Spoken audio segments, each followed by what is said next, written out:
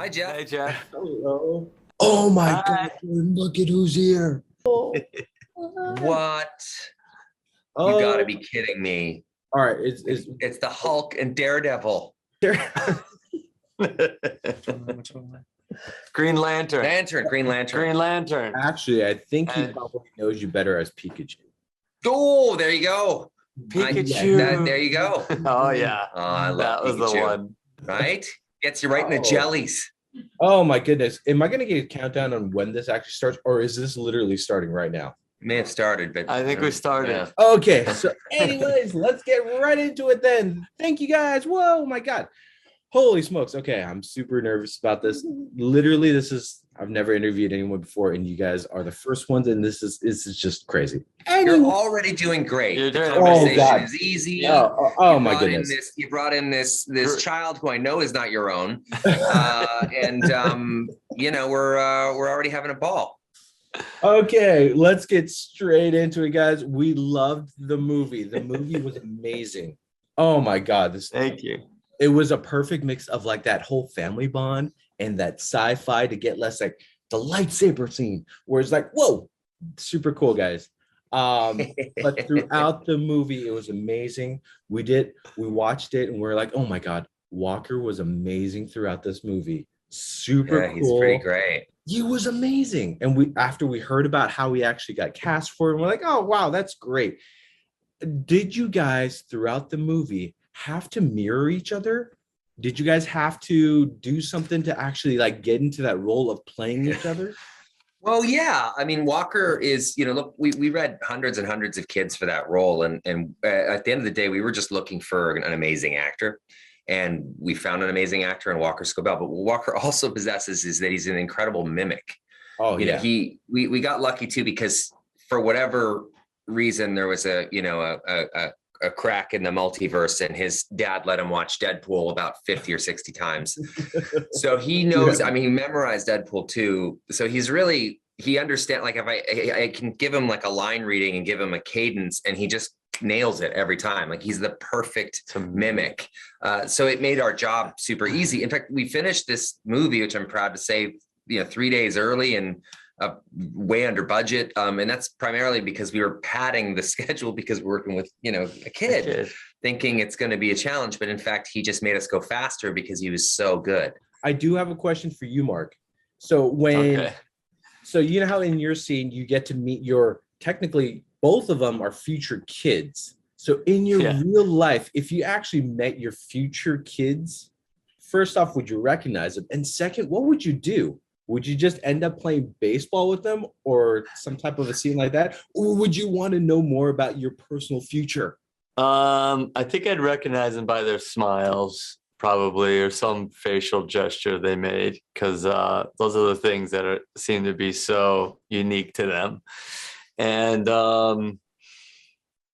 then I'd probably want to hear more about like what they're up to before I got into like what the hot stock tip was.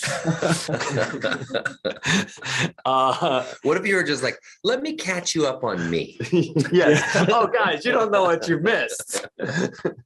No, Dad, we were actually there. Yeah. Yes. Please tell me. Yeah. Or did I have to throw you out?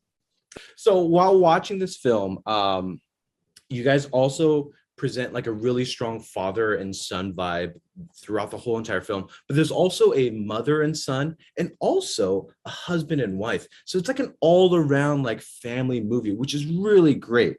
Can you talk a little bit about more of those relations that you guys had during the film, what you guys felt like while you guys were on set?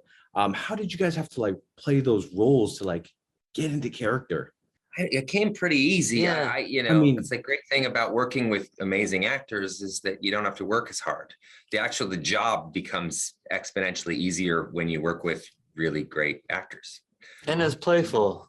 I mean, that playfulness really translates well as an ease with each other. And what does a family have except for no ease with each other? Yeah, totally. Right, and also, right. at the end of the day, the movie is a big wish fulfillment, spectacle driven, you know, kind of film that has a real intimate and personal chewy chocolate center. And I think that that's kind of what, you know, that creates an environment that's also playful. There's something, you know, we all wanted to make a movie that felt like 80s Amblin, E.T., you know, meets Back to the Future, sort of Goonies and Stand By Me, and that kind of feeling that we had when we watched those movies as kids. And that's what we set out to do. And I think we largely kind of hit that target. Nailed it. Oh, you guys definitely did.